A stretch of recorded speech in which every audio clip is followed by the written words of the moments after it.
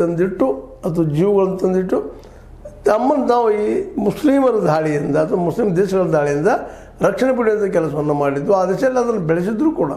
ಹೇಳಿದಿಲ್ಲ ಆರಂಭದಲ್ಲಿ ನಿಮಗೆ, ಬೆಳಗಾವಿ ಜಿಲ್ಲೆಯಷ್ಟಿರುವಂಥ ಇಸ್ರೇಲ್ ಯಾವ ರೀತಿಯಾಗಿ ಇಡೀ ಮಧ್ಯ ಏಷ್ಯಾ ಅಥವಾ ಸೌತ್ ಈಸ್ಟ್ ಏಷ್ಯಾ ಇವೆಲ್ಲ ಕಡೆ ಯಾವ ರೀತಿಯಾಗಿ ದಾಳಿ ಮಾಡಿತು ಏನು ಅನ್ನುವಂಥದ್ದು ಈಗ ನಾವು ನೋಡ್ತಾ ಬಂದಿದ್ದೀವಿ.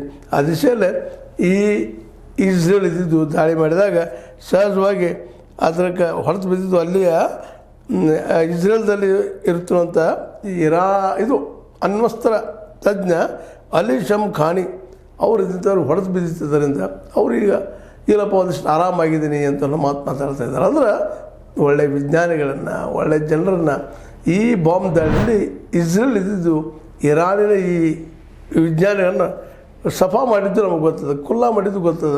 ಅದರ ಉಳಿದಂಥ ವ್ಯಕ್ತಿ ನಾನು ಇನ್ನೂ ಸ್ಥಿರದನಿ ಹೋರಾಡದಿನ ಬಂದನು ಅಂತ ಮಾತಾಡ್ತಾ ಇದ್ದಾರೆ ಅಂತ. ಇಸ್ರೇಲ್ ಕ್ಷಿಪಣಿ ದಾಳಿಯಿಂದ ಇರಾನ್ನ ಅರಾಕ್ ಹೆವಿ ವಾಟರ್ ರಿಯಾಕ್ಟರ್ ಬೇಕಾಗುತ್ತೆ, ಪರಮಾಣು ಅಸ್ತ್ರಕ್ಕೆ ಬೇಕಾಗುವಂಥದ್ದು, ಅದು ತೀವ್ರವಾಗಿ ಹಾನಿಯಾಗಿದೆ ಅಂತೇಳಿ ಅಲ್ಲಿ ಇರಾನ್ ಹೇಳಿದ.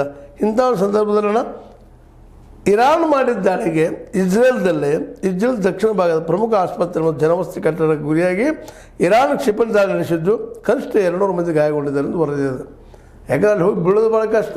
ಇಸ್ರೇಲ್ ಮೇಲೆ ತೆರಗೆ ಬರುತ್ತಿರೋದು ದಾಳಿಗಳನ್ನ ಹೆಂಗೆ ತಡಿಬೇಕು ಏನು ಮಾಡಬೇಕು ಅನ್ನೋ ಎಲ್ಲ